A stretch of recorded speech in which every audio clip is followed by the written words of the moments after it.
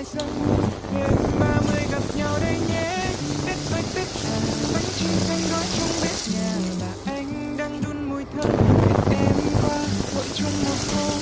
Tết ơi Tết à, đón tin vui khắp nơi hối hả, cần sang nôn nức hẹn nhau sự sang cho ông công ông táo.